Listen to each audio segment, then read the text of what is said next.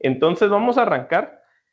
Venía hablando con Jackie, o estábamos hablando hace un rato, acerca de un tema que es bien importante. Obviamente estamos hablando de la Pascua y vamos a hacer una migración a la segunda fiesta, que es la fiesta de los panes sin levadura. Pero tal vez resumiendo, y voy a empezar con resumir las fiestas. Dios deja las fiestas, que son 7, en 2 periodos de tiempo, ¿verdad? Esta ventana de tiempo, ¿en qué ciclo o en qué estación ocurre? ¿Se recuerdan? ¿Cuál es la estación que ocurre la primera? En invierno. Primavera. ¿En qué? En primavera, ajá. Las fiestas de primavera. El invierno viene antes, que es antes de que empezara a cumplirse todas estas fiestas. Luego hay una pequeña etapa de verano, ¿verdad? Y luego, ¿cuál es la estación que falta? Otoño. Y al final son 7 fiestas, ¿verdad? Voy a ir marcando aquí las 7. La primera es la fiesta ¿de qué? Pascua. De la Pascua. La segunda es panes sin levadura. Se lo voy a escribir completo porque hoy vamos a entrar en eso. La tercera. Primicias. Primicias. La cuarta, que es la central. Pentecostés. Luego vienen otras 5 que no han ocurrido proféticamente. La primera. Trompetas. Otras 3. Trompetas. Ajá, otras 3, perdón. Trompetas. Después. La expiación. Expiación. Y luego, la última, tabernáculos. Entonces, Dios deja estas 7 fiestas. Cuando en el catolicismo nos referimos al segundo mandamiento, porque no necesariamente en el decálogo católico se pega necesariamente, estrictamente a lo que menciona Levítico y Éxodo. Si ustedes leen los 10 mandamientos, y tal vez es un buen ejercicio, cuando los leen se van a dar cuenta que no cuadran contra los que recibimos catequismo en algún momento para la primera comunión, ¿verdad? O para la confirmación incluso, ¿verdad? Yo hice primera comunión y me confirmé. No cuadra ese decálogo con lo que la Biblia menciona, ¿verdad? No sé si por simplicidad, desconozco la razón, ¿verdad? Pero el segundo mandamiento en el catequismo, en el decálogo, menciona santificar las fiestas, ¿verdad? Pero realmente no es santificarlas, sino que es guardarlas en el decálogo escrito para los israelitas. ¿Y qué significaba guardarlas? Significaba que tenían que repetirlas. Entonces, tenían que repetirlas y tenían que servir como memoria. ¿Y se recuerdan cuántos años más o menos desde que Moisés recibió estas primeras fiestas hasta hoy? ¿Cuántos años han pasado? ¿Se recuerdan? ¿Menos? Como 4,000 años. 3,500, 4,000 años. Entonces, ellos han tenido la repetición de estas fiestas entre 3,500 veces y 4,000 veces. ¿Cuánto nos tardamos en hacer un hábito? ¿Se recuerdan? 21 días. 21 días, 21 repeticiones de algo, ¿verdad? Realmente no son 21 días. Realmente son 21 repeticiones para hacer un hábito, ¿verdad? Obviamente son repeticiones largas, ¿verdad?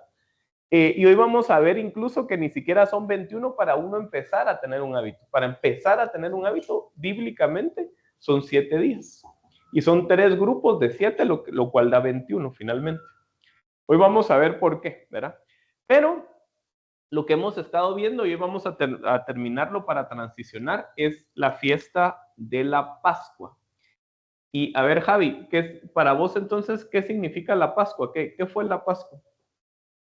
La Pascua en su momento fue cuando el ángel de la muerte pasa, verá por todas las puertas donde estaban los primogénitos, ¿sí? Y cubren con sangre en forma de cruz para proteger.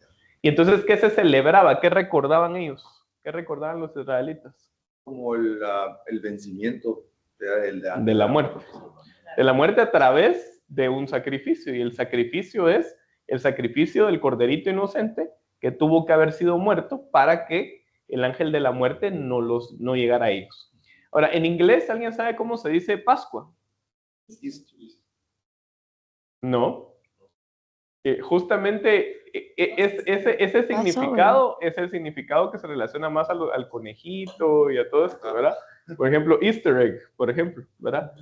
Pero realmente la Pascua, su nombre en inglés es gracias Shalom. Solo, ¿tú te quedas con los mensajes o se queda Andrea o Carlos? Ahí, Andrea o Charlie, cuando tengan mensajes, interrumpen sin pena.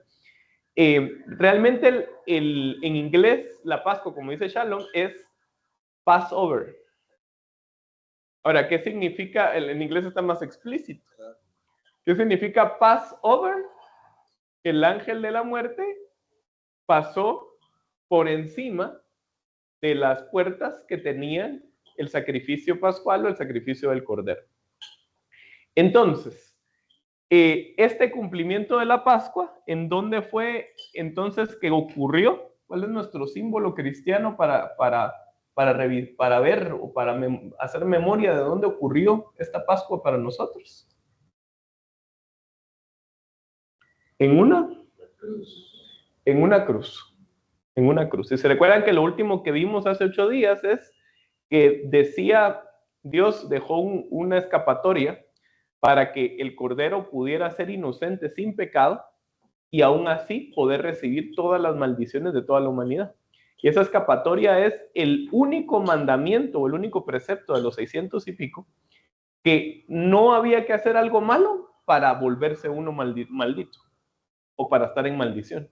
Porque normalmente por la ley de la siembra y la cosecha, si uno hace algo, siembra algo malo, ¿qué va a cosechar? Algo malo. Y Jesús no pecó. Ahora, la única forma entonces de volverse maldición por nosotros era con el único mandamiento que no requería de que la persona hiciera algo para hacerse maldición.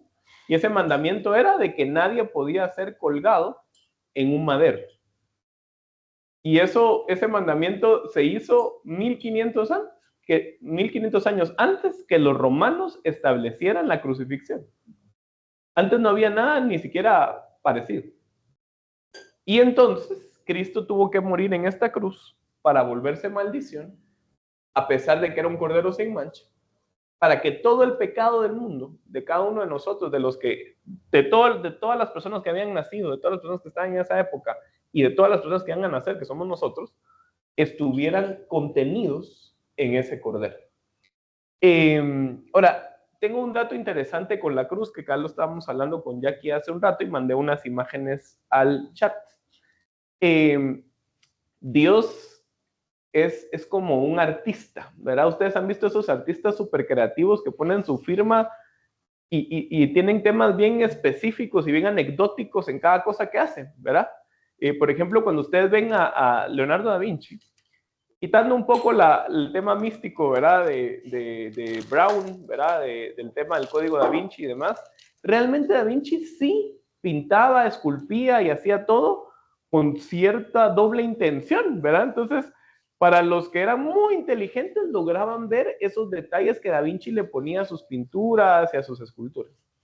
Dios realmente es especialista en el tema y Dios deja un montón de señales en todos lugares, en todas partes donde Él creó, para hacernos recordar de todo lo que Él hizo por nosotros. Y eso que ustedes pueden ver ahí es una serie de proteínas, que ahorita ya aquí ya me aclaró el tema técnico, ¿verdad? Porque ella sabe más que yo ese tema. Si quiere, explique, Jackie, ¿para qué sirve eso que estamos viendo ahí? La imagen que mandó Oscar es de una proteína humana, obviamente, que se llama laminina, que forma parte de la matriz extracelular, que es como, digamos, la malla que sostiene las células para que estén unidas. Imaginémonos que esto es una célula. Sé dibujarlas porque me pusieron a hacer un montón de maquetas, ¿verdad? Como 20 maquetas. Esta es una célula humana, ¿verdad? Y esto ya aquí está en cualquier parte del cuerpo, ¿verdad? O sea, todos los órganos, al unir un montón de células a través de la matriz extracelular, se forman órganos y después aparatos, y etcétera, ¿verdad? La unión de varios órganos forma un aparato. Por ejemplo, el aparato digestivo se forma del estómago, del hígado, del páncreas, que esos están formados por células que están contenidas en la matriz. Miren qué impresionante, pues, miren qué impresionante. Entonces, están las células, que estas células también son tremendas, ¿verdad? Son como que fueran pequeñas fábricas en sí mismas. Y tienen de todo lo que tiene una fábrica, ¿verdad? Tienen hasta tema de desechos, tiene producción de energía. O sea, tienen un montón de cosas que uno dice, puchica, ¿qué onda? Pues, ¿verdad? Pero estas células, para que no nos volvamos así como que fuéramos materia que me pega algo, ya como que me deshago, ¿verdad? Tiene un pegamento, como que fuera un concreto, como que fuera el ladrillo. Y ese pegamento se le llama laminina. Ahora, ¿qué pasa cuando Dios creó la laminina? Es algo espectacular. Él vino y dijo, voy a crear una proteína, que lo que ustedes están viendo en pantalla es una proteína, o es un conjunto de proteínas, que tienen una forma, lo puse aquí porque la verdad es que no se me queda, heterotrímero. ¿Qué significa eso? Que está compuesto por 3 cadenas de proteínas. La primera cadena es la cadena alfa, que es la que se compone, la que cuando se une, es la cadena más larga que ustedes ven ahí. Pero está compuesto por otras 2 cadenas, la beta y la gamma. Y esas 2 cadenas, la característica que tienen es que son cadenas cortas y que no necesariamente están centradas. Entonces, cuando ustedes ven la imagen, ¿a qué forma dejó Dios esto que une las células? Una cruz. O sea que todos acá no tenemos que usar un crucifijo necesariamente, porque cuando ustedes se ven la mano, se ven cualquier parte del cuerpo, en todos lados hay cruces. Ahora, miren qué especial Dios, porque obviamente Dios sabía, ¿verdad? No sé qué piensan ustedes, pero Dios sabía cuándo iban a inventar el microscopio electrónico, porque esto ni siquiera se puede ver con un microscopio normal, tiene que ser con un electrónico. Y Dios para este tiempo nos deja esto que es espectacular, que es una señal de que la Pascua, esta cruz, este cordero sufriente, está plasmado en cada una de las partes con las cuales nosotros componemos el cuerpo. Ahora, ¿qué es lo más interesante de todo esto? Y este es el pegamento que une todas las células del cuerpo y todos los órganos, como dice Jackie. Vamos a Romanos 12:4. Romanos 12:4. Con esto vamos a entrar directo a la última parte de la Pascua. Romanos 12:4. Dale, Dani. Solo que con el micrófono creo que está por allá. Romanos 12:4. Así como nuestro cuerpo tiene muchas partes y cada parte tiene una función específica, el cuerpo de Cristo también. Nosotros somos las diversas partes de un solo cuerpo y nos pertenecemos unos a otros. 5. Ya, 4 y 5 leí. La mía dice, el 5, también nosotros, siendo muchos, formamos un solo cuerpo en Cristo. Y cada miembro está unido a todos los demás. O sea que nosotros, ¿qué somos, muchachos? Una célula. ¿Qué es la iglesia donde asisten? ¿Qué es la iglesia donde asisten cada uno de ustedes o cada uno de nosotros? Debería ser como la lámina. Un órgano. Un órgano. Es la unión de muchas células. Pueden haber órganos tan pequeños como un apéndice, ¿verdad? Podría ser un órgano, en realidad es una glándula, pues, ¿verdad? Pero le voy a llamar órgano a cualquier cosa que sea un componente de células. Pero al final, todas las iglesias juntas conforman un solo cuerpo. Ahora, ¿qué es lo que nos une a nosotros como iglesia? No es la denominación. Por eso aquí hemos estado luchando de frente contra el tema de las denominaciones, porque ni una denominación tiene el 100% de la verdad. Ahora, ¿qué es lo que nos une a todos los que estamos acá de distintas iglesias? ¿Qué nos une? La laminina. ¿Y qué es lo que nos une? El sacrificio de Cristo. ¿Quién es el que nos une? Cristo, Dios. Y eso obviamente se ve evidenciado entonces en cada parte de nuestro cuerpo, en cada célula que cada uno de nosotros tenemos. Ok, vamos a regresar al tema de la Pascua. Ya vimos que la Pascua, como dijo Javi, es la celebración de que el ángel de la muerte pasa encima de las casas y por la sangre y el sacrificio del cordero no hay muerte en los que tienen esa sangre en su puerta. Y ya vimos que al final ese Cordero Pascual, Isaías 53 lo relata perfecto, es el Cordero sufriente, y ese fue Cristo Jesús. Y esa es la razón por la cual Dios tuvo que ver muerte, y una muerte de sufrimiento, una muerte sacrificial que requirió múltiples latigazos, crucifixión, ¿verdad? Incluso el que una lanza le atravesara el costado. Esa muerte realmente, y esa Pascua, antes se celebraba por 3.500 o 4.000 años. Nosotros hoy la recordamos, no la celebramos, pero sí la recordamos. Y aunque ustedes no lo crean, aun cuando estemos en el cielo, vamos a recordarnos de esto que es la Pascua. Así que ustedes ya por lo menos, a los que se van a ir al cielo pronto, ya ganaron el examen de cuando eso ocurra. Ya saben bíblicamente qué es la Pascua y qué es el Cordero Pascual. Y para esto vamos a ir a ver el futuro y vamos a ver Apocalipsis 3:20. Y con esto vamos a ir cerrando el tema de la Pascua, el tema teórico, y luego vamos a entrar a la cena del Señor, que es la última cena. Oscar, una duda. Porque algunos le llaman Pascua, o bueno, yo también en su momento aprendía que Pascua era cuando Jesús entra, Domingo de Ramos, que ahí inicia la Pascua. ¿Se recuerdan que eso lo mencionamos? ¿Se recuerdan que la ley, o lo que le habían dicho a Moisés, es que tenía que preparar el corderito, ¿verdad? El animalito. ¿Cuántos días antes? ¿Se recuerdan? Sí. ¿Cuántos días antes? 7 o 14. 7 días antes. Y esos días antes, ¿se recuerdan que coinciden con que era antes del inicio de la creación? Pero cuando nos vamos a la historia, 7 días antes o 10 días antes, no me acuerdo si era 7 o 10, pero esos 7 o 10 días antes coinciden con la época en donde Jesús entra a Jerusalén. Entonces, la entrada triunfal a Jerusalén por parte de Cristo es el inicio de la presentación del Cordero ante el pueblo. Y por eso decían, Hosana al Hijo de David, ¿verdad? ¿Por qué? Porque ellos lo que estaban presentando, lo que estaban viendo, era al Cordero de Corderos que estaba siendo presentado porque iba a ser sacrificado frente a ellos. Lo que ellos no se imaginaban es que unos días después ellos iban a cambiar de opinión y ellos mismos iban a pedir que mataran al Cordero, en vez de que mataran a Barrabás. ¿Se recuerdan? Barrabás o Jesús. Y la gente dijo, Barrabás. Y cuando vieron que Jesús iba a ir a la cárcel, dijeron, no quiero cárcel, lo que quiero es que lo crucifiquen. Va. Entonces, Apocalipsis 3:20, vamos a ver al futuro. Aquí ya me estoy metiendo un poquito en el tema escatológico, que es en el estudio de los últimos tiempos. Dice Apocalipsis 3:20, mira que estoy a la puerta y llamo. Si alguno oye mi voz y abre la puerta, eso se lo dice a una iglesia. ¿Qué iglesia se lo dice? Está arriba el título. La Odisea. La Odisea. La iglesia de la Odisea. ¿Hay alguna iglesia abajo de la Odisea? Ya no.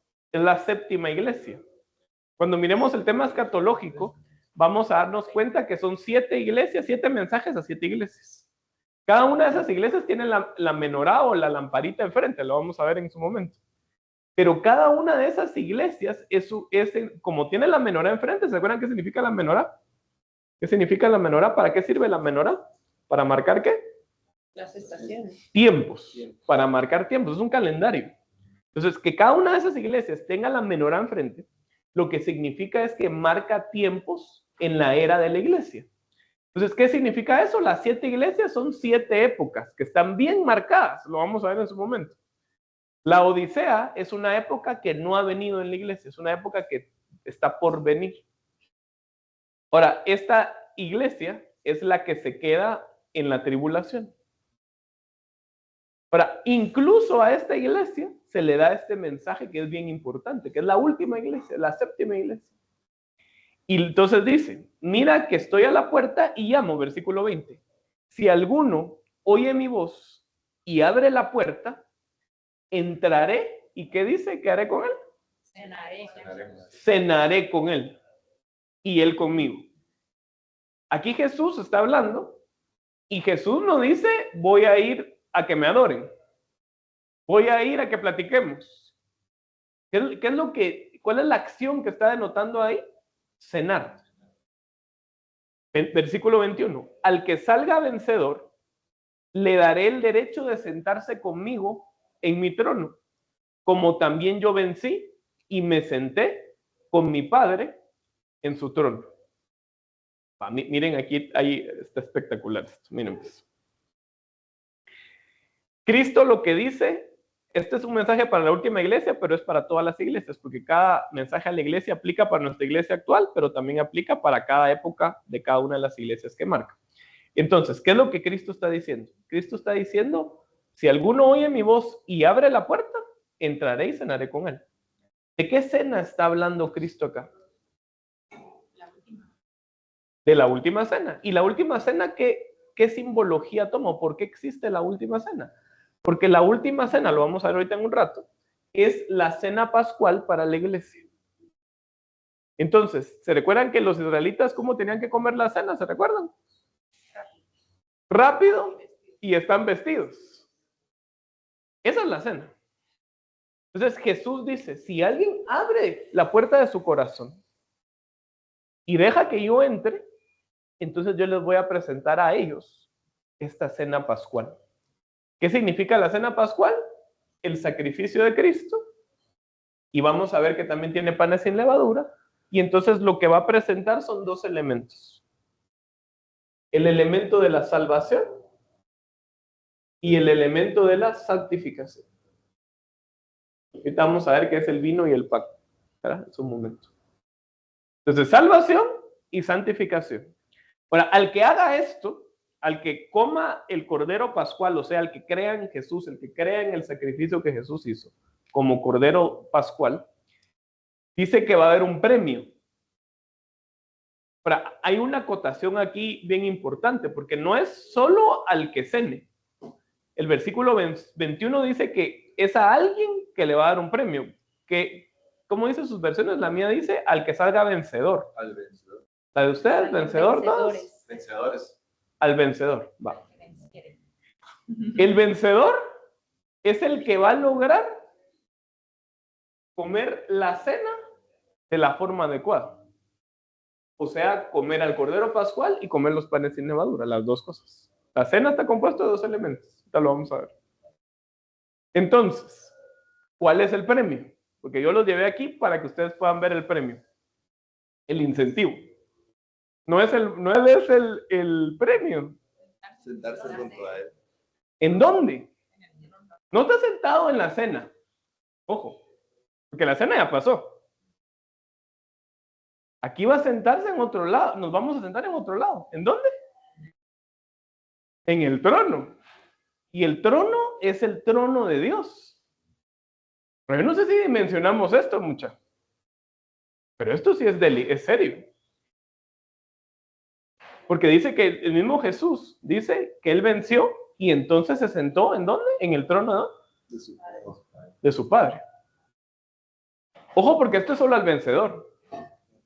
Y el vencedor lo que significa es que estuvo en la cena y comió toda la cena de la forma adecuada. Ahora, ¿cuál es el premio entonces? Sentarse en el trono de Dios. Ahora, ¿un ángel se ha sentado en el trono de Dios? No. ¿Y qué es lo que Luzbel quería? ¿Se recuerdan que todo esto nació porque estamos viendo a Luzbel y al diablo? ¿Se recuerdan? ¿Qué es lo que Luzbel quería? Tener su trono. Tener su trono. Incluso él ni siquiera se atrevió a usurpar el trono verdadero de Dios. Él no dijo, quiero sentarme en el trono de Dios. Él dijo, quiero poner mi trono a la par del de Dios. Pero aquí, Dios nos da una promesa para los que sean vencedores. Que nos vamos a sentar en su trono. ¿Para qué creen ustedes que eso significa? Ahorita no vamos a ver escatología, cuando estudiamos escatología vamos a ver la profundidad, pero ¿qué creen ustedes que eso significa? ¿Qué va a significar que en el cielo, después de los juicios, porque no es ahorita inmediatamente si alguien se muere, no es que se sientan de una vez en el trono, pero después de los juicios, ¿qué creen ustedes que significa que uno esté sentado en el trono de Dios? Pueden decir lo que quieran, no van a caer en una blasfemia, ¿verdad? No lo dimensionan. O sea, tener un gran gozo. Tener un gran gozo. Pero el gran gozo lo podemos tener con Dios, no estando en el trono. Y hay gente que no va a estar en el trono, porque aquí dice solo que es el vencedor. Y esa gente va a tener gozo con Dios. Dale. Que vamos a estar en el cielo con Dios. Porque no sé si estoy mal, en un grupo de oración alguna vez me contaron que no es necesariamente, por más que uno está confesado y todo, uno no llega directamente al cielo con Dios. Que hay como diferentes cielos. Eso lo vamos a ver cuando veamos el cielo, pero respondiéndote, uno llega directo con Dios, porque uno no necesariamente puede estar al 100% libre de pecado en toda su vida. Entonces, si esa fuera la premisa, todos deberíamos de pasar a un lugar intermedio, y la Biblia no necesariamente dice eso, ¿verdad? Wendy dice a la mesa con él, Luis Felipe dice vivir el cumplimiento de su promesa, y Beto dice uno solo con él. Todo eso se puede hacer fuera del trono. Todo lo que acaban de decir se hace fuera del trono. En el trono hay algo más delicado, que es lo primero, empezamos a compartir su gloria. Y eso es bien serio. Empezamos a compartir de forma equivalente, ¿se recuerdan este símbolo? Ciertos atributos de Dios, porque nosotros no vamos a ser dioses, ojo. Pero sí vamos a estar siendo equivalentes. Por eso, ¿cuál es nuestra función aquí en la tierra? Ser como Jesús. Ser equivalentes a Jesús. Cristiano, incluso la etimología viene de cuando los romanos se burlaban de alguien y le decían, este parece Cristo.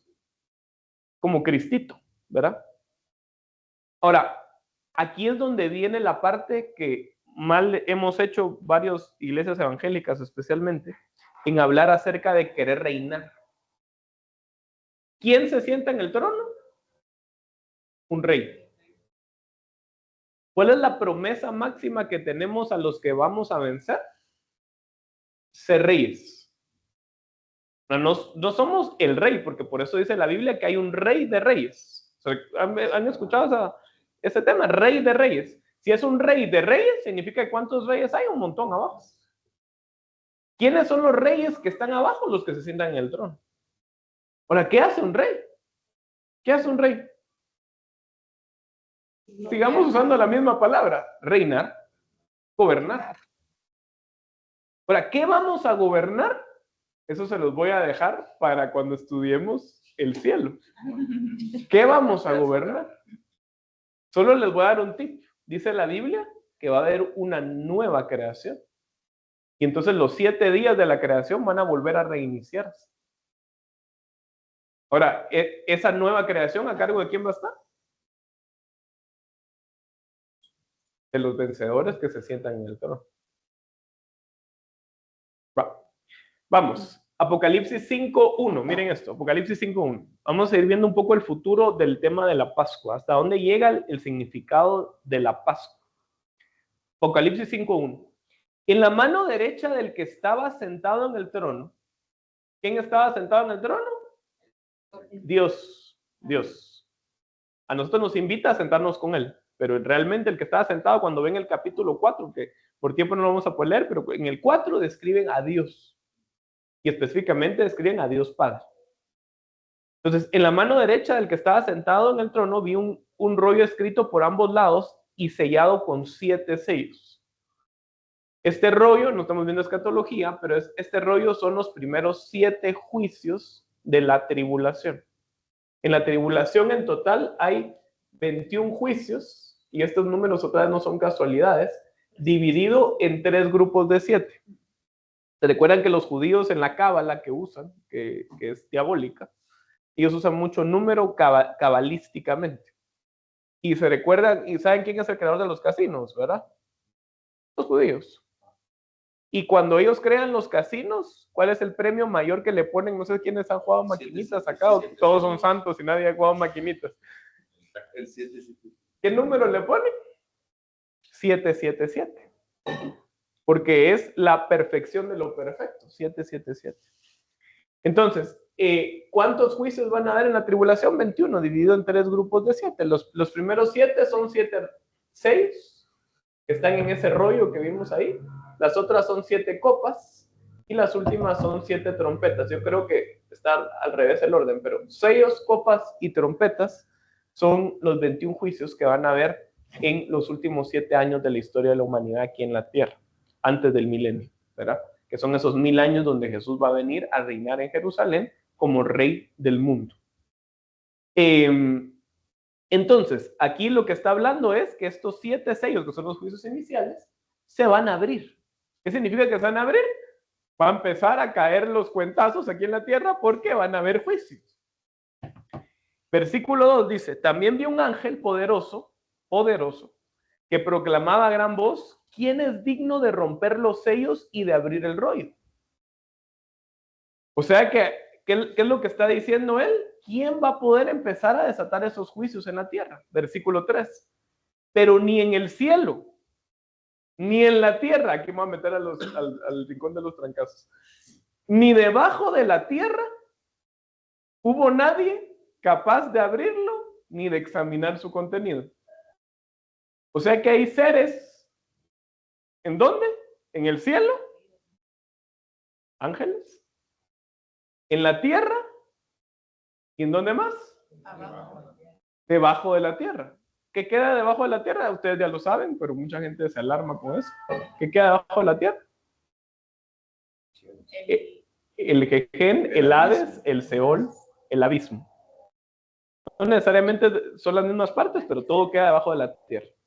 Y dice, hubo nadie capaz de abrirlos ni de examinar su contenido. Versículo 4. Y lloraba mucho, y lloraba yo mucho. ¿Quién lloraba? Juan, el que lo estaba viendo. Juan escribió el Apocalipsis.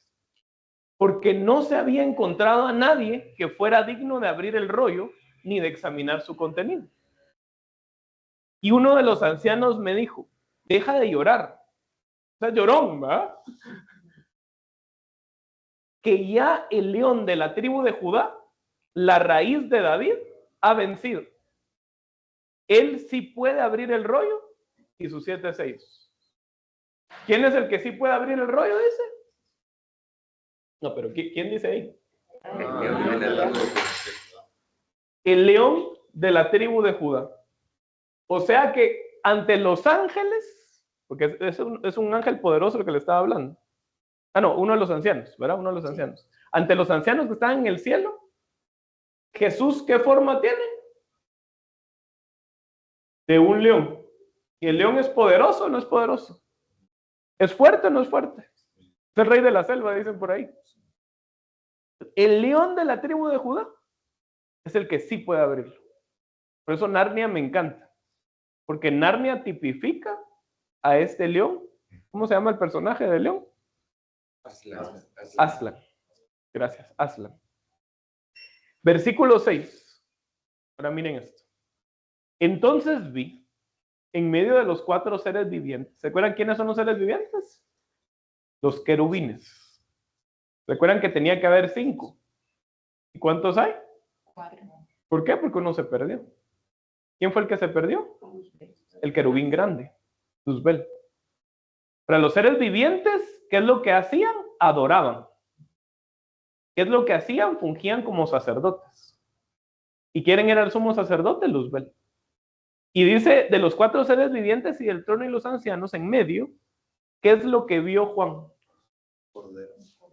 A un cordero. Ahora, esto nos lleva otra vez al cordero pascual. Que estaba de pie y parecía haber sido, ¿qué? Sacrificado. O sea que la señal de la cena pascual, de la Pascua, todavía va a estar en el cielo. Y dice que Jesús está en medio de esos querubines, de esos seres vivientes. Y dice que él todavía tiene un aspecto como que si hubiera sido, ¿qué? Sacrificado. Tenía 7 cuernos y 7 ojos. Eso no lo vamos a ver ahorita qué significa. Que son los 7 espíritus de Dios enviados por toda la tierra. Uno de esos espíritus es el espíritu de la sabiduría. ¿Se acuerdan de la sabiduría? El reflejo de las mujeres. Va. Entonces, ¿era un león? Porque el león dice que los ancianos lo describían, pero que después este león se tuvo que convertir ¿en qué? en un corderito. El león se tuvo que convertir en un cordero.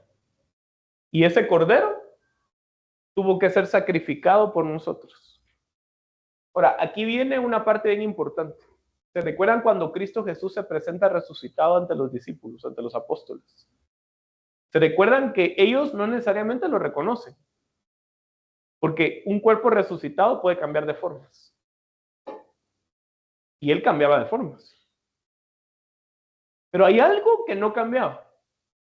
¿Qué era lo que no cambiaba? Las señales. Sus heridas. O sea que cuando estemos allá en el cielo, nos vamos a acordar siempre de la Pascua. ¿Y cómo nos vamos a acordar? Porque cuando miremos a Jesús, vamos a verle sus heridas. Y vamos a recordarnos que Él, siendo un león todopoderoso, se convirtió por nosotros en un cordero. Por eso aquella pregunta que nos hemos hecho siempre, viendo cómo es Dios en la Biblia y sabiendo de que Dios no nos va a quitar la posibilidad de pecar en el cielo, ¿será que vamos a pecar o no vamos a pecar? Esa es la pregunta, ¿se recuerdan? Porque si pecamos, ¿qué pasa con nosotros? Chao. Pero el Señor va a dejar un montón de símbolos, un montón de señales para que nosotros nos acordemos de dónde Él nos sacó. Y una de ellas es que Él se va a presentar ante nosotros con esa figura de cordero sacrificado para que nosotros nos acordemos de dónde Él nos sacó. Versículos 7 y 8, y con eso vamos a terminar el tema pascual. Hasta el 10 vamos a llegar. Se acercó y recibió el rollo de la mano derecha del que estaba sentado en el trono. Cuando lo tomó, los 4 seres vivientes y los 24 ancianos se postraron delante del cordero. Los 24 ancianos, no vamos a meter otra vez en escatología, pero son los representantes de las 12 tribus de Israel y los 12 apóstoles. Ellos están sentados en los tronos que decía arriba, alrededor o a la par del cordero.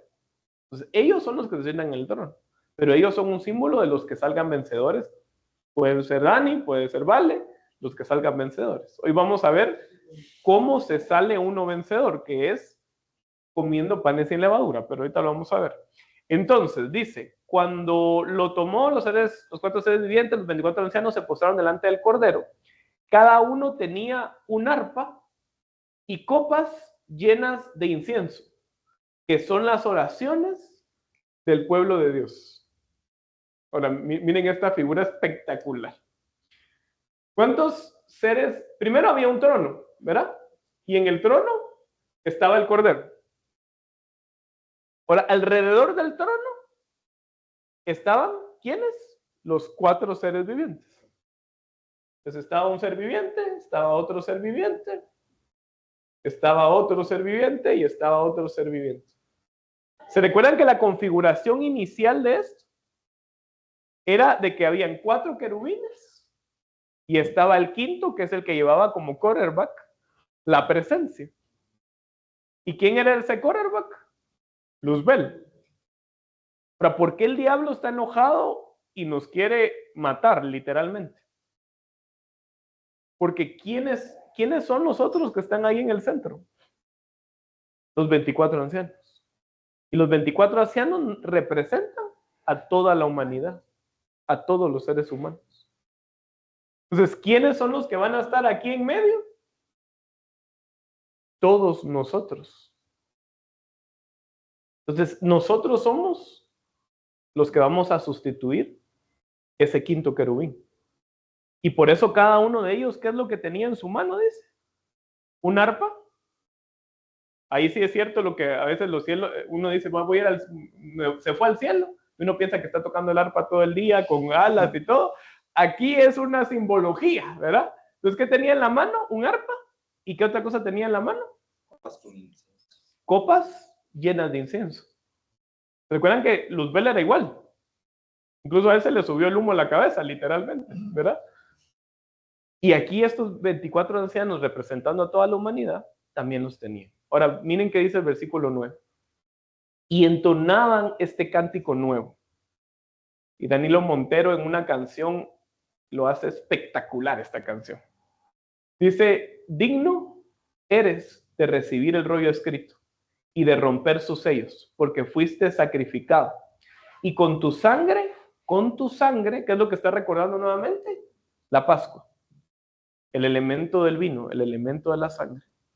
Y con tu sangre compraste para Dios, ¿qué dice? Gente. O sea, que se puede comprar a gente, sí. A los que están un poco dolidos por el tema de lo que la esclavitud ocurrió.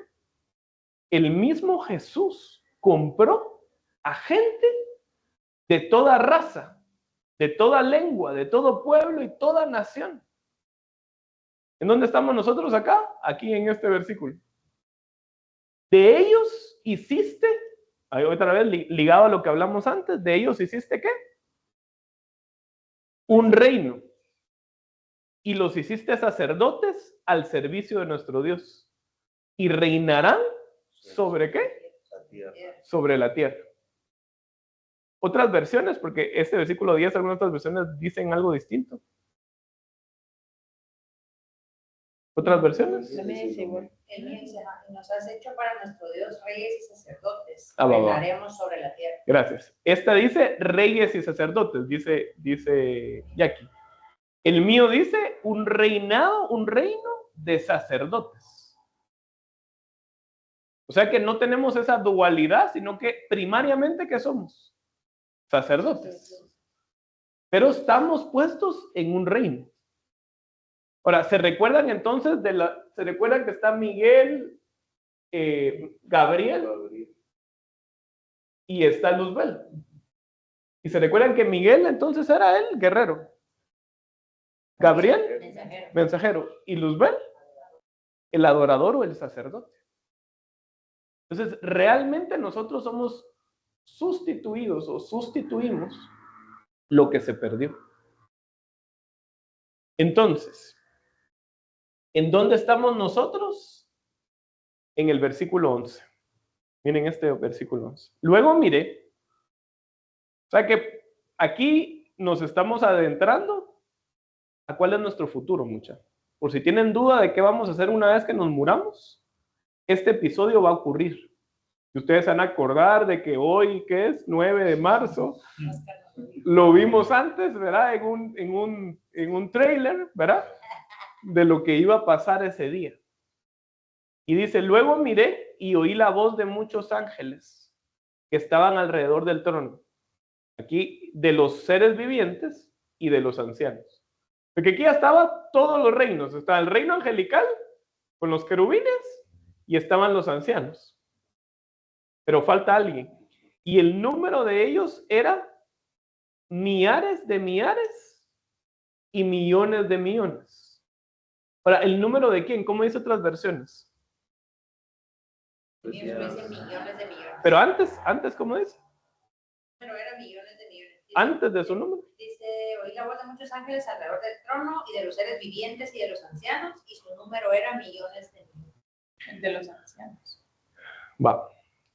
Porque los ancianos representan aquí a toda la humanidad. ¿Cuántos entonces van a ser salvados? No van a ser un grupito de 10 personas o los 11 apóstoles, ¿no? Porque Judas se fue a la baby.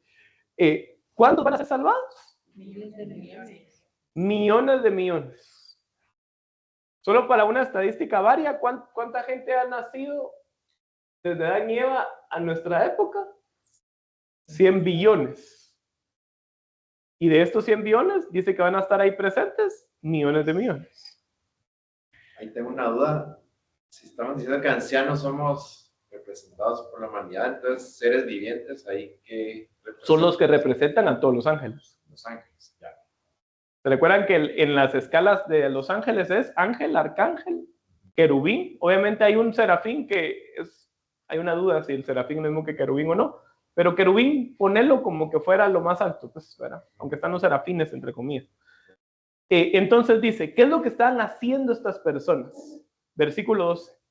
Cantaban con todas sus fuerzas, digno es el Cordero, que ha sido sacrificado de recibir el poder, la riqueza, la sabiduría, la fortaleza, la honra, la gloria y la alabanza. ¿Cuántos elementos recibió Cristo cuando murió y resucitó? 7. 7 elementos. ¿Recuerdan cuántos ojos y cuernos tenía? 7. 1 por cada elemento. Eso lo vamos a estudiar después, pero... Versículo 13. Y oí a cuanta criatura hay en el cielo y en la tierra, y debajo de la tierra, y en el mar. O sea que aquí le agregaron un lugar más. Y no son los peces. Porque la criatura no es... ¿Se acuerdan que cuando vimos los días de la creación, los peces purulaban? ¿Se recuerdan? Eran como que se clonaban. Pero las criaturas no, las criaturas son individuales. Entonces hay criaturas en el mar que no necesariamente conocemos ahorita. A todos en la creación que cantaban, al que está sentado en el trono y al Cordero, sean la alabanza, la gloria, el poder por los siglos de los siglos. Y los 4 seres vivientes exclamaron, amén. Y los ancianos se postraron y adoraron. O sea que en toda este tráiler que les traje de lo que va a suceder después y donde cada uno de nosotros espero que estemos ahí presentes, el centro de este tráiler es la cena pascual. Se le presenta a él como el Cordero. Y por eso es la importancia de poder entender esta fiesta del Cordero sufriente de la Pascua, porque todos en algún momento vamos a estar adorando a este Cordero. Y con esto vamos a terminar la Pascua. Entonces, vamos a empezar panes sin levadura. Y para eso vamos a leer Lucas 22:7. Lucas 22:7.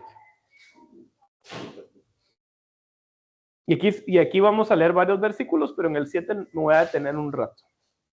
Vamos a empezar la fiesta de los panes sin levadura. Dice, llegó el día, ¿de qué dice? De la fiesta de los panes sin levadura. De los panes sin levadura. Aquí está, obviamente es un evangelio, Lucas, y está explicando la historia de Jesús. Y en el versículo 7 enmarca de que había llegado el día en que se celebraba la fiesta de los panes sin levadura. Ahora, después de que dice panes sin levadura, dice algo característico, que es cuando era necesario sacrificar el cordero, ¿qué? De la Pascua. Voy a empezar aquí a explicar algo. La fiesta de la Pascua ocurre el mismo día, realmente a diferencia de horas, de la fiesta de panes sin levadura. Entonces, estas dos fiestas es como que fuera una sola fiesta. Son dos fiestas en una fiesta. Dos fiestas en un solo momento. Y es lógico. ¿Se recuerdan la historia de Israel? La vamos a leer más adelante. ¿Cuándo fue que comieron el cordero? Cuando lo mataron, cuando pasó el ángel de la muerte. Ellos tenían que comerlo vestidos. ¿Por qué? ¿Por qué tenían que comerlo vestidos? Porque al día siguiente iban a salir. Ahora, esa noche que comieron el cordero, ellos no comieron el cordero solo. Lo tuvieron que acompañar de panes, porque ellos estaban acostumbrados a comer pan. Pero dice que no les dio tiempo de leudar la masa. Entonces, como no les dio tiempo de leudar la masa, tuvieron que comer el pan sin levadura. Y Dios entonces los manda y les dice, ahora cuando ustedes salgan de Egipto, porque al día siguiente salieron, esos 7 días que vienen, van a seguir comiendo pan sin levadura, para que se recuerden de esta cena que comieron. Entonces, ¿por qué comieron pan sin levadura? Porque no les daba tiempo de que la masa leudara. Y aquí voy a arrancar con algo muy especial, y es con, tenemos a Beto acá. Beto, la verdad es que cuando yo lo conocí, fue porque yo estaba probando, hice mi horno de pizza en la casa, ¿verdad? Y estaba probando cuál era la mejor salsa, cuál era el mejor queso, y cuál era la mejor masa para justamente hacer la mejor receta de pizza para ofrecerla a mis invitados y demás. Algunos de ustedes ya han ido a comer de la pizza allá en mi casa. Entonces, cuando empecé a ver en Instagram, empecé a ver quienes vendían bollos de masa, ¿verdad? Y en eso me salió la empresa que Beto tenía. Y entonces lo contacté y todo, y les pedí, ¿verdad? Así como pedí en 2 proveedores más. Cuando comparé las masas, porque las hice todas, las masas de Beto eran las mejores. Hasta suena bien para el restaurante, ¿va? Las masas de Beto. Eran las mejores. Y ahí nos conocimos, y ahí me di cuenta que la esposa de Beto había estudiado conmigo en la misma clase en el colegio, ¿verdad? Y empezamos a hablar y a platicar y demás, y pues fuimos a cenar, y una vez que cenamos, me di cuenta que Beto era un nerd, ¿verdad? Un estudioso de todo el tema de los panes y de las masas. Entonces, hoy le pedí a Beto que nos explique un poquito, para poder introducirnos a esta fiesta de panes sin levadura, qué es la levadura y cómo es que se leuda una masa, qué proceso hay, qué es lo que ocurre en la masa, porque obviamente si vamos a entender el significado de qué es un pan sin levadura para nuestras vidas, tenemos que empezar por entender primero cuál es el proceso natural que tiene la levadura en el pan.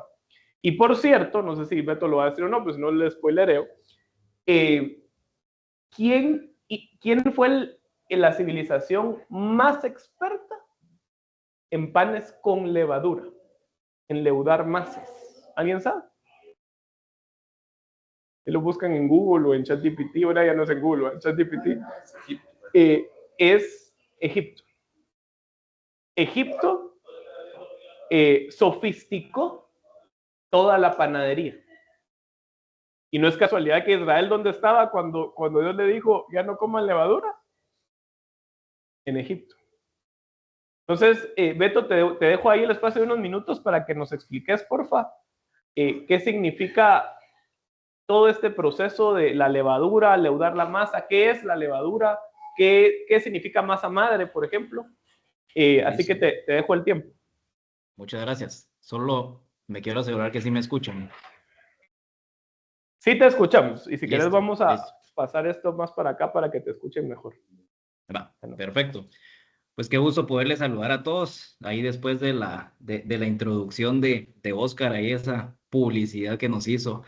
Realmente, pues, como Oscar lo mencionaba, nosotros también, pues, nos apasionamos juntamente con mi esposa con el tema de las harinas y las masas, precisamente porque, pues, queríamos entender el proceso y llegar a un punto donde pudiéramos ofrecer una masa que fuera, pues, extraordinaria. Entonces, nos fuimos yendo paso a paso y fuimos investigando todo el proceso de leudado hasta dar específicamente, pues, entender que el leudado como tal lleva un proceso que requiere tiempo, lleva un proceso que requiere temperatura, y es un proceso complejo. Al final de cuentas, pues nosotros muchas veces tomamos un pan o agarramos un pedazo de pizza y nos la comemos y no sabemos qué es lo que hay detrás de todo. Posiblemente no en las cadenas industriales, pero sí en las pizzas artesanales. Entonces,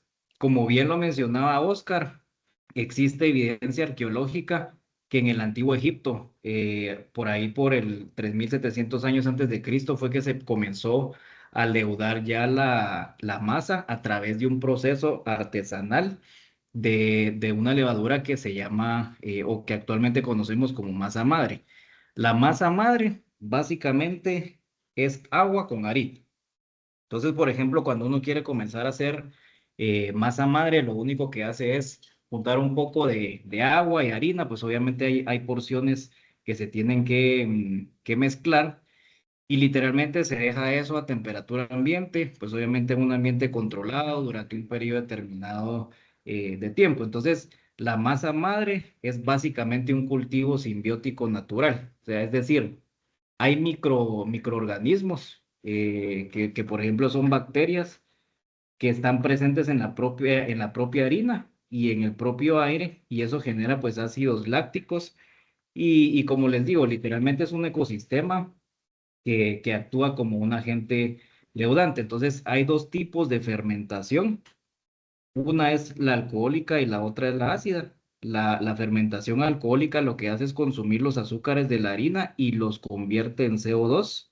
Y entonces ahí es donde nosotros vemos que para los que han tenido la oportunidad de preparar pan, uno coloca levadura y pareciera como que la masa se infla. Ese es el proceso de esa fermentación alcohólica. Solo volvamos a repetir eso, Beto. El hongo o el microorganismo, ¿qué es lo que come?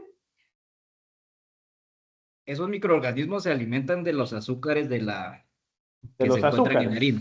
Correcto. Vale. Que el azúcar, pues obviamente en exceso es malo, pero es algo bueno. Y con el azúcar que se come de la masa o de lo que se mezcló, ¿qué es lo que produce? Eso produce CO2. Dióxido de carbono. ¿Y el dióxido de carbono por naturaleza qué es?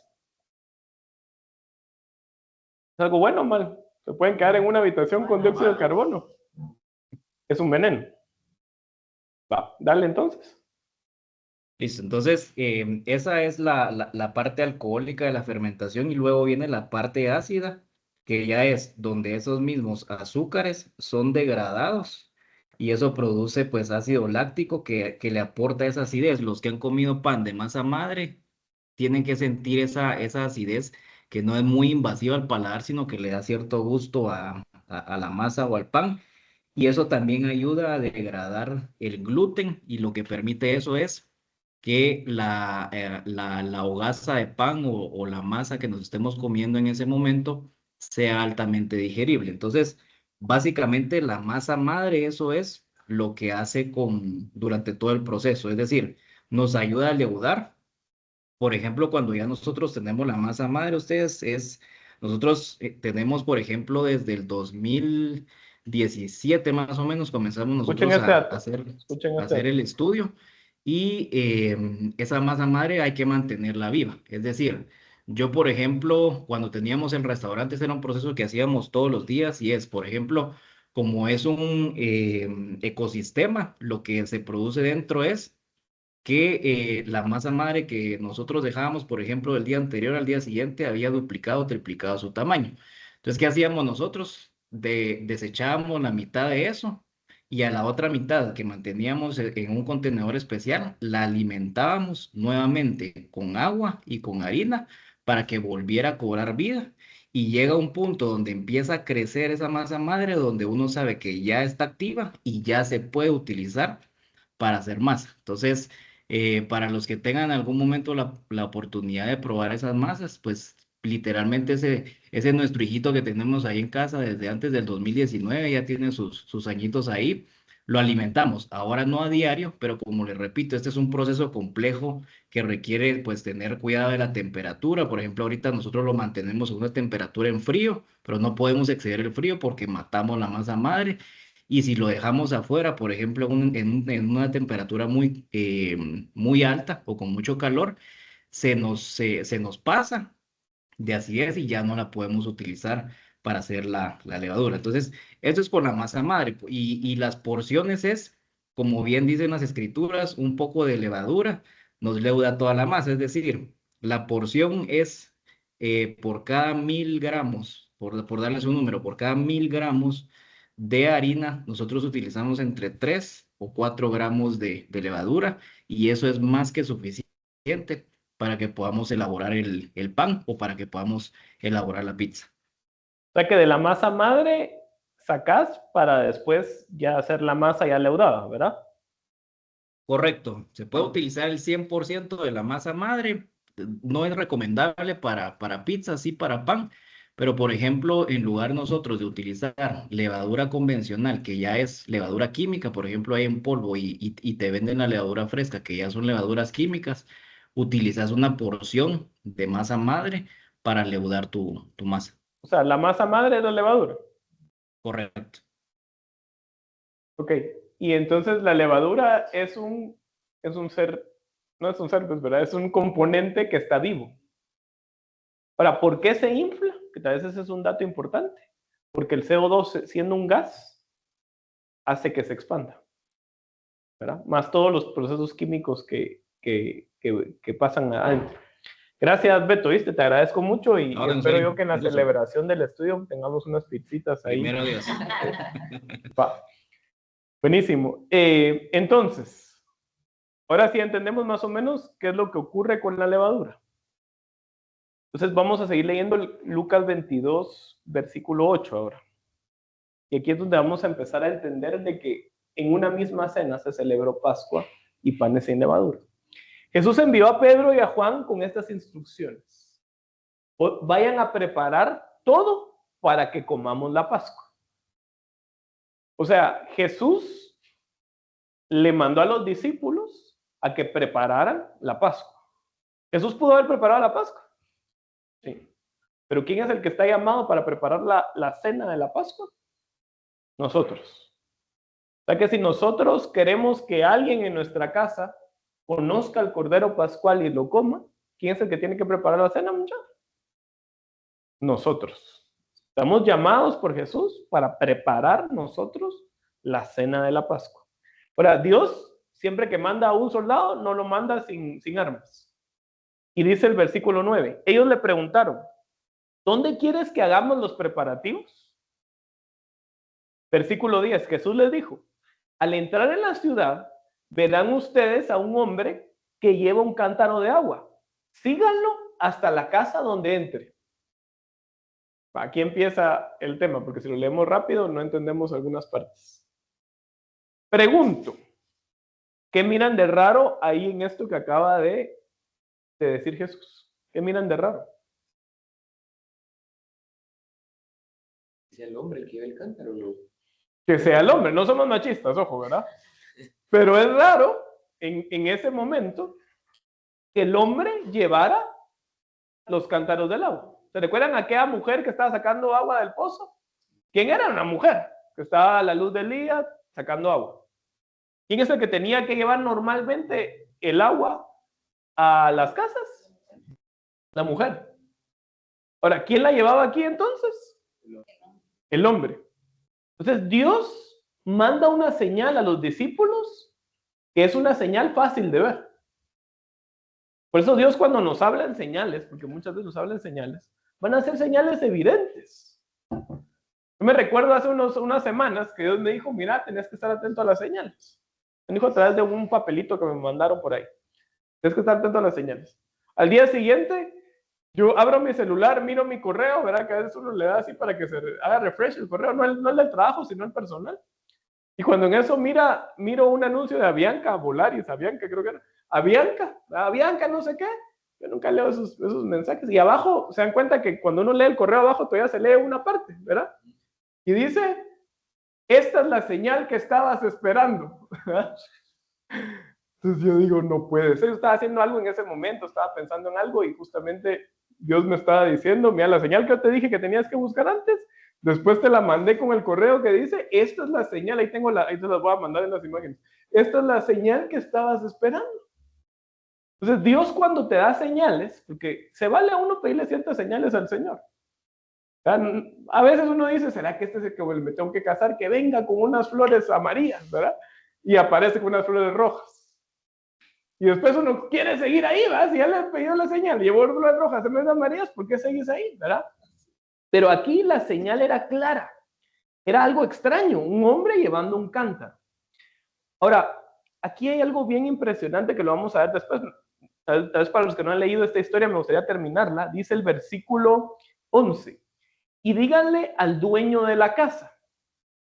O sea que el que va al cántaro era el dueño. No necesariamente.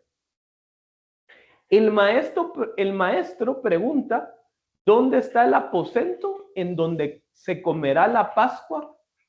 En donde comerá la Pascua con sus discípulos. Entonces él le mostrará un gran aposento alto, ya dispuesto. Hagan ahí los preparativos. Miren qué impresionante. Entonces vamos por secciones. Primero, ¿cuántas personas se iban a encontrar los discípulos? A 2 personas. Uno era probablemente alguien que servía en la casa. Y el otro era el dueño. Ahora, por ahí dicen las antiguas tradiciones, que esto obviamente no puede ser que sí, puede ser que no, que el mismo del cántaro era el dueño. Y el mismo dueño de la casa era dueño de otro lugar, que era un aposento alto, o sea, una casa que estaba en otro lugar. O sea que era alguien importante de ficha, ¿o no? Sí. Y esa persona importante, si esta hipótesis es cierta, es el que estaba llevando el cántaro de agua.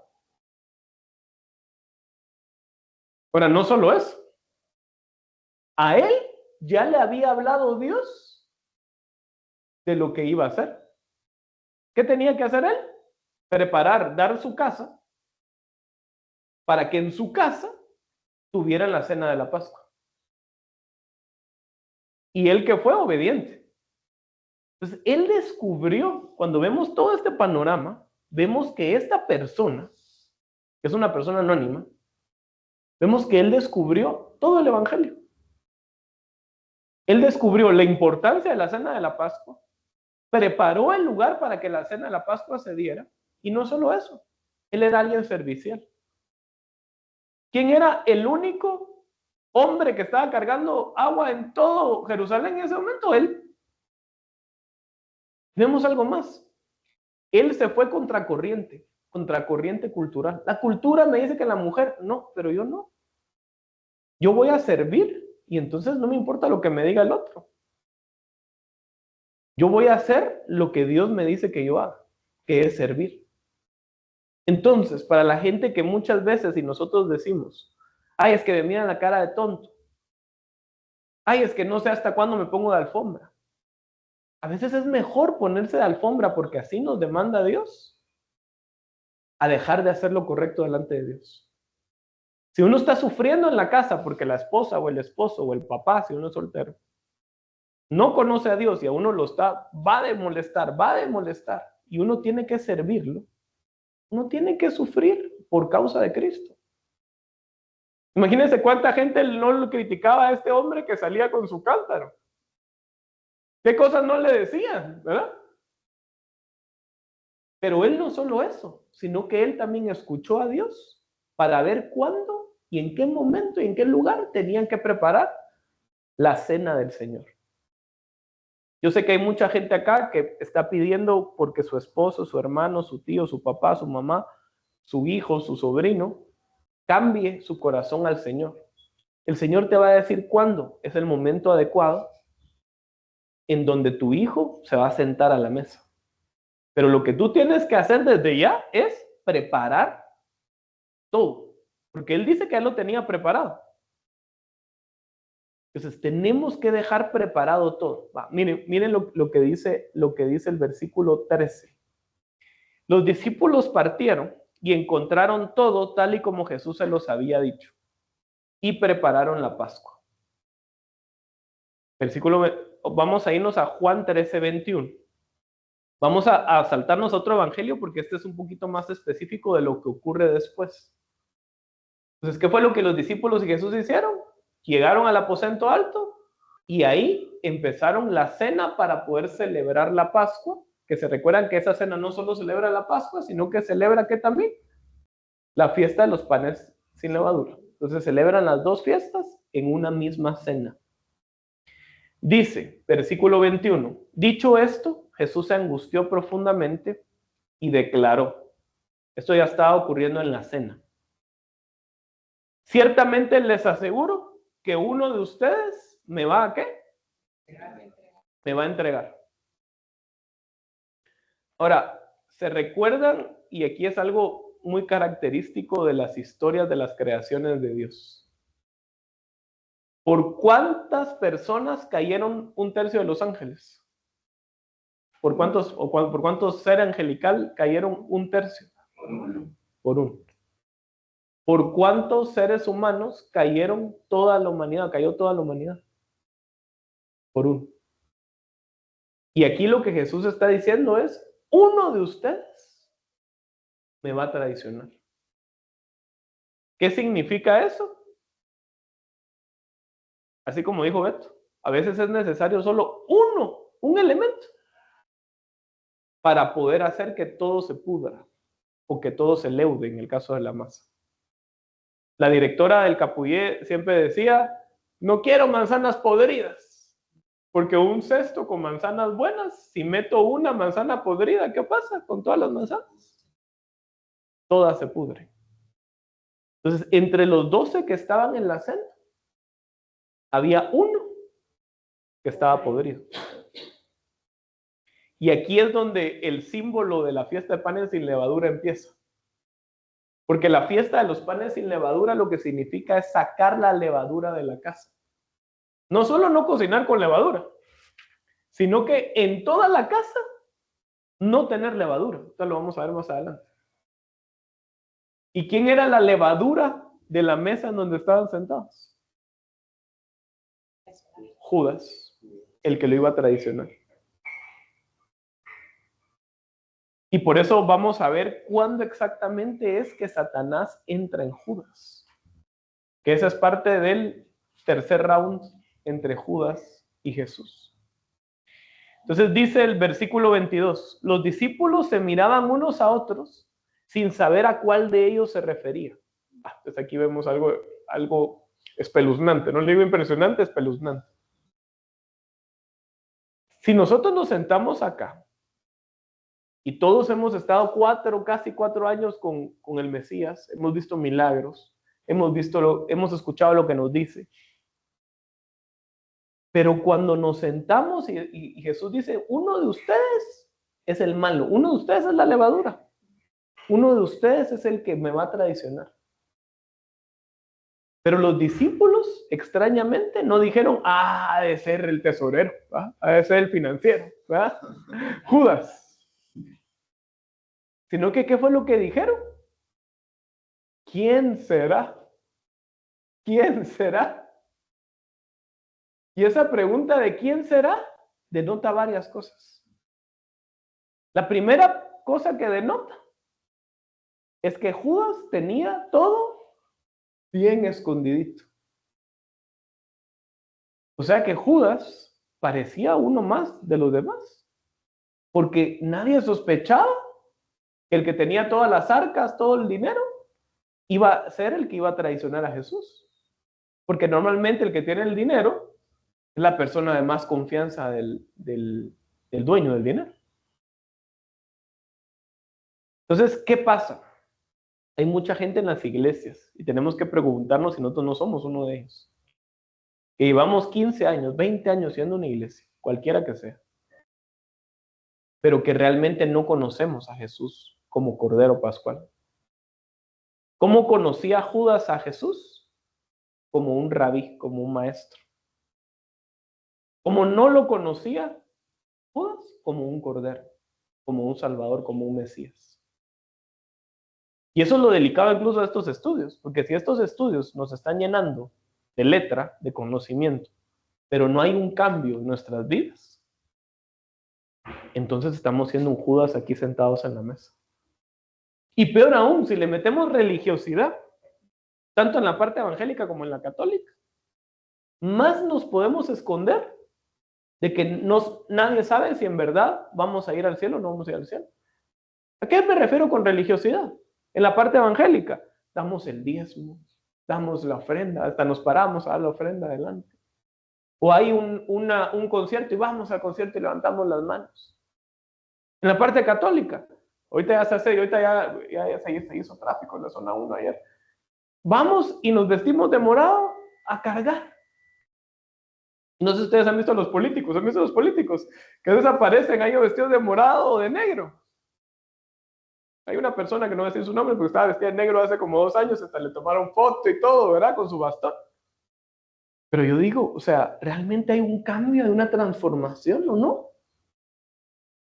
Porque si no, todo eso son hojas y lo que tenemos que dar es fruto. Ahora, lo segundo que denota esto, el versículo 22, que es preocupante, es que los discípulos no se conocían. Porque si se hubieran conocido en realidad, por lo menos uno dice, bueno, Juanito no es, ¿va? Pedrito no es, por descarte, ¿va? Pero aquí dice que no sabía a cuál de ellos se refería, o sea que ni siquiera hubo un descarte. Ahora miren lo que pasa en el versículo 23. Uno de ellos, el discípulo a quien Jesús amaba, estaba a su lado. Era Juan, obviamente. Y Simón Pedro le hizo señas a ese discípulo. ¿Se recuerdan a quién había mandado Jesús a ver lo del milagro de la Pascua? El milagro del hombre del cántaro y todo, ¿a quién había mandado? Arriba, en el otro versículo que leímos decía, a Pedro y a Juan. Y justamente Pedro y Juan son los que estaban teniendo esta conversación. Y Simón Pedro le hizo señas a ese discípulo. Simón Pedro, que era enojado, era alguien que sufría ira a veces, ¿verdad? Dice que iban a ir a arrestar a Jesús. ¿Y qué hizo Pedro? Sacó su espada y le cortó la oreja al soldado. Y Simón Pedro le hizo señas a ese discípulo y le dijo, pregúntale a quién se refiere. Y entonces Juan, muy obediente, dice que le dijo, Señor, ¿quién es? Y se reclinó sobre el pecho de Jesús. Y Jesús le dijo, aquel a quien dé este pedazo de pan que voy a mojar en el plato, él es. Le contestó Jesús. Y acto seguido, mojó el pedazo de pan y se lo dio, ¿a quién?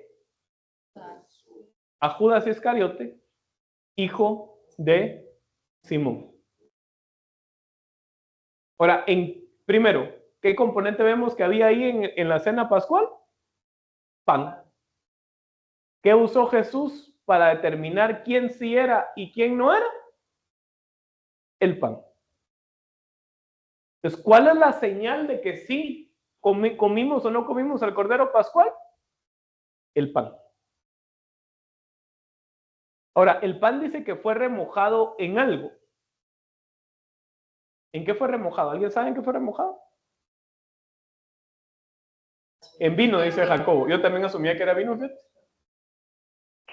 El pan en la cena pascual, y eso era una tradición. El anfitrión partía el primer pedazo de pan, lo remojaba en algo que les voy a decir ahorita, y se lo daba a la persona de más alto honor de toda la mesa. O sea, al favorito. ¿A quién se lo dio Jesús? A Judas. ¿Quién era el del más alto honor en ese momento en la cena? Judas. ¿Por qué era el del más alto honor? Porque era el más corrompido. Y este es un mensaje espectacular. Porque Jesús a la mesa llama a cualquiera. A cualquier pecador. A Bin Laden, ahorita a Jeffrey Epstein. Lo pudo llamar a la mesa. Y lo va a sentar en el lugar de más alto honor. Pero cuando se sienten a la mesa, que todos tenemos posibilidades de sentarnos a la mesa, uno tiene que tomar una decisión. Si comer la cena del Señor o no. Este pan estaba remojado en algo que tiene un nombre en hebreo, que se llama jaroset, que es una mezcla de higos y una mezcla de cosas dulces, como un dip. Y el dip se mezclaba con el pan que era amargo. ¿Qué significaba esa parte de la tradición?